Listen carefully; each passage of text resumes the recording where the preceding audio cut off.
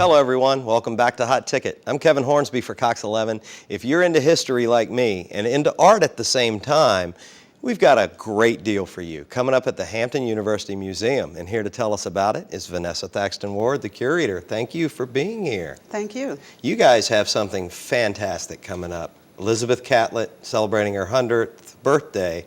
Tell me a little bit about her. We're very excited to highlight Elizabeth Catlett. She passed in 2012, but she was a phenomenal artist and social activist. She started working in the 30s and 40s, came to Hampton early in the 1940s with her then husband, Charles White. And she was a sculptor, and she worked with the students with the clay and different things while he was creating a mural.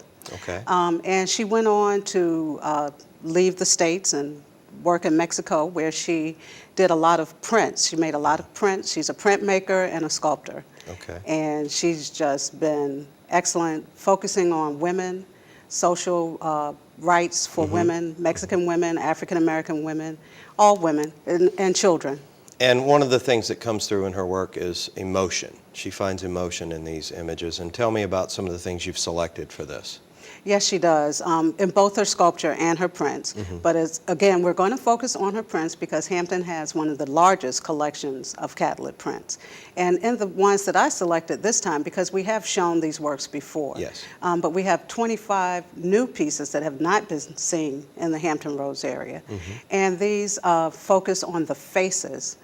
It's amazing. I really didn't realize that that's what I kind of honed in on, but she has, for instance, one piece of an Indian woman, and then there's another of Harriet Tubman, and just different people. And you can just see the emotion in the faces. You can see joy. You can see sadness. Many of the pieces, as I mentioned, were political in nature because she was in Mexico during the 60s, so she was kind of feeling like she was away from home and not being a part of the social movement going on. But she was involved in the Mexican movement for education and food, people to eat. And so you see that in her work. Yes. Okay. And there's a corresponding exhibit with other artists as well, is that correct? Yes, because I mentioned Catlett was at Hampton in 1943 with her husband, Charles White, her former husband, Charles White. We included some of his pieces, which some of them, one is the sketch for the mural that we have at Hampton, Contribution of the Negro to Democracy in America. We also have pieces by John Biggers, who was a student at Hampton, Samella Saunders Lewis, and Annabelle Baker, as well as Persis Jennings. And all of these students studied with Catlett.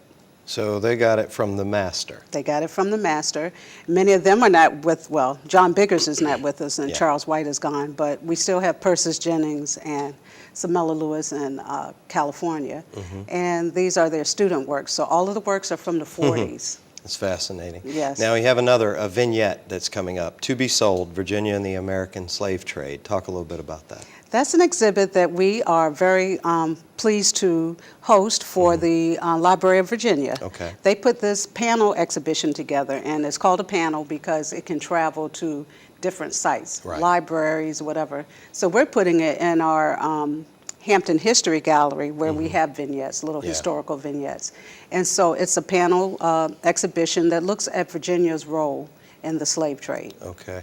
And I want to get into the museum itself because this isn't something that came about 20 or 30 years ago. This is a little dated. Tell me about that. Yes, Hampton has the oldest museum in Virginia and one of the oldest in the United States. We were founded in 1868 when General Armstrong, our founder, who was raising money, wrote a letter to his mother who was in Hawaii, and he asked her to send objects as opposed to money. And so Hampton began what was called the Curiosity Room. And in those days, the students used the objects. They were not all in cases. They could take them out. So like we have still a collection of shoes. And I guess you know that Hampton was an industrial and agricultural institute. Of course. So they had shoemaking. So those shoes would be used to study the techniques of making shoes, and they were from all over the world. We have 30 seconds left. Tell me what drives you. What's your passion?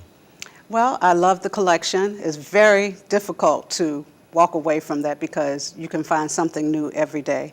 And I love the students that we work with at Hampton. So it's a constant renewal. It's a constant renewal. Vanessa, thank you so much for being here with us. Thank you.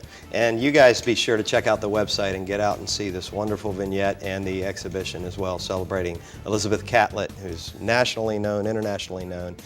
Be sure to check it out. For Hot Ticket, I'm Kevin Hornsby.